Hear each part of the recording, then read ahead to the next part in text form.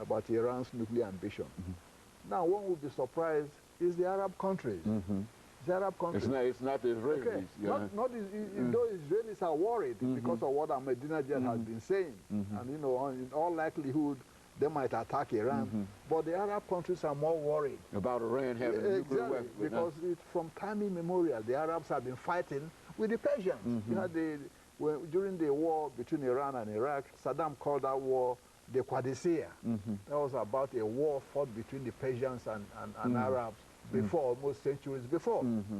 So countries like Egypt, Jordan, Saudi Arabia, Kuwait, Bahrain, you know, Oman, all of them are worried about Iran having the nuclear weapon because you know the Iranians might use it as an intimidating this thing against the Arab countries. Wouldn't this be a good Arab core to use for the West to use in terms of trying to work with these individuals, individual countries, to keep Iran from moving farther toward a nuclear weapon? Would that be a good method of trying to check Iran now? Well, yes, but then those Arab countries don't have the wherewithal militarily on their own, you know. So that's the problem. But the fear is this: if Iran obtains this nuclear weapon, as it's trying to do now, in all likelihood, Egypt will move. Okay, Egypt has the means and all that. Egypt will move to acquire them, and probably Pakistan might, you know, smuggle some to Egypt or from North Korea. Saudi Arabia, with all the money it has, can have some.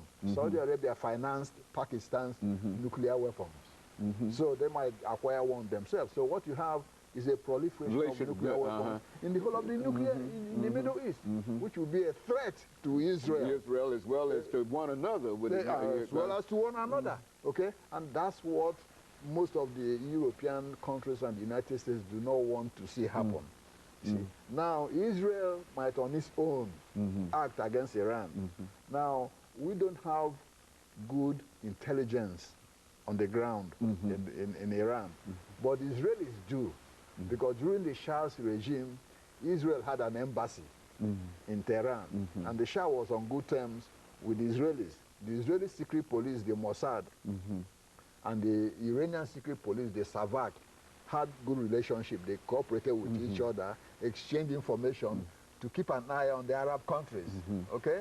Because Israel was in conflict with the Arab countries, and the Iranians at the same time are not in good terms with most of the Arab countries either. So the Savak and Mossad were cooperating.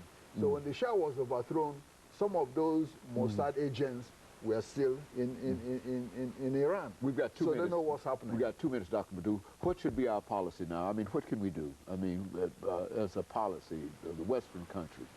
Well, A will be sanctions.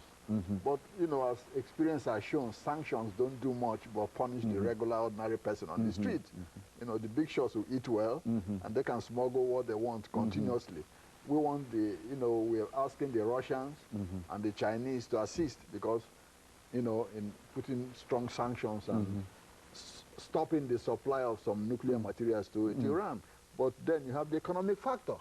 China wants all that oil and gas from Iran to develop its economy. The Russians are selling whatever they can to boost the economy to Iran at the same time. So in order to get this accomplished, those two countries have to cooperate with us. China and Russia. Otherwise, you know, there's no way we can stop it unless the Israelis go in there and bomb those facilities like they did in Iraq, which might be difficult, but they have the capacity and capability of doing that. And so in a real sense, we're sort of in a real hole in reference to Iran in terms of it developing its own nuclear weapon. We have very little leeway in terms of controlling that. That's correct. And that's, like I said, that's why we should not have overthrown Saddam Hussein to begin with. We would have had at least, you know, somebody around there to use and keep an eye on them. And of course, Dr. Madu, it's time out for us. And let me thank you for coming by, and let me encourage our audience to tune in again next week for another informative edition of Comments. Thank you and good morning.